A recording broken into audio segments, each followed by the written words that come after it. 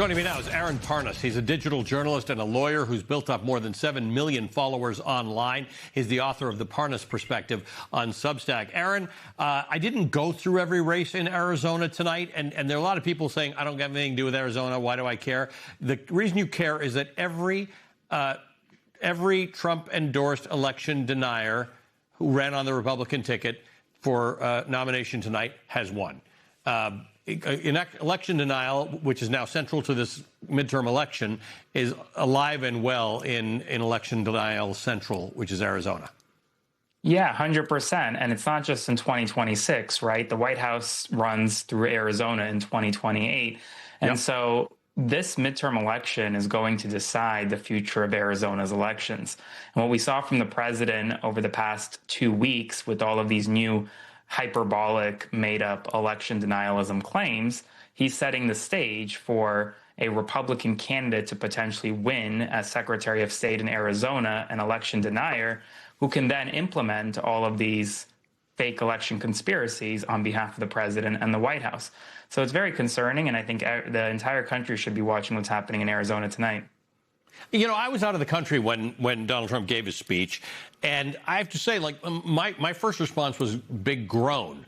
But I think a lot of Republicans are having that response, too, is that, I mean, first of all, there was demonstration they can't win an election without gerrymandering, like getting no extra votes but getting extra seats.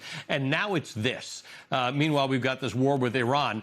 I think there are a lot of Republicans who are like, can we get past this? But apparently we can't. There have been these confirmation hearings for Jay Clayton and others. Republicans can't get past the election denialism. Well, I don't think the president really cares what they think on Capitol Hill, honestly. I mean, he can't get out of his own way. And it's not just this election denialism, it's also tariffs, right? We're now doing tariffs again after the Supreme Court struck down his tariffs and after Americans overwhelmingly said we don't want tariffs. But I do say one point on this whole election denialism stuff that the Trump White House is putting out. I also let out a groan when I heard it, and I honestly laughed at times because the documents that they put out directly contradicted what the president was saying. For example, they said that Russia interfered in the 2020 election to help Trump, nothing about China. But setting that aside, I actually think this is a much more sinister plan. What I see happening is election night comes around in November. The polls are close. Election results are close. They're coming in. And then a state like Arizona, which doesn't count ballots right away, right? 10 p.m. polls close. You have to wait an hour. In that hour, Trump says they're rigging it. We have to go into Arizona. We have to start seizing the ballots.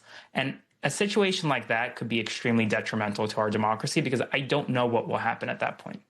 Well, you saw it happening in California, right, where we knew it would take some time to count, and yet Donald Trump used that as a reason to say something's wrong. They must be messing with the ballots. This is a big concern because states now have to think about what they do in response to that. Democratic states are certainly thinking about it, but even Republican states need to think about that. Your Secretary of State, your governor needs to sit there and say, am I going to let the federal government come in, and whoever it is Donald Trump comes in and seize or claim voting machines? I mean, at that point, you've got yourself an actual constitutional crisis that will need some resolution.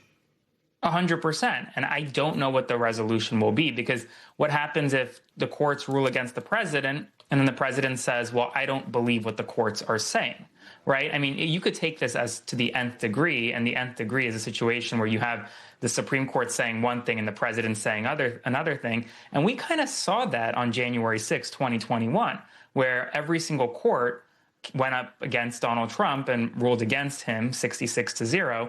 He then went on the National Mall in the Lips and called on his supporters to essentially go and storm the Capitol and stop the counting of the electoral votes.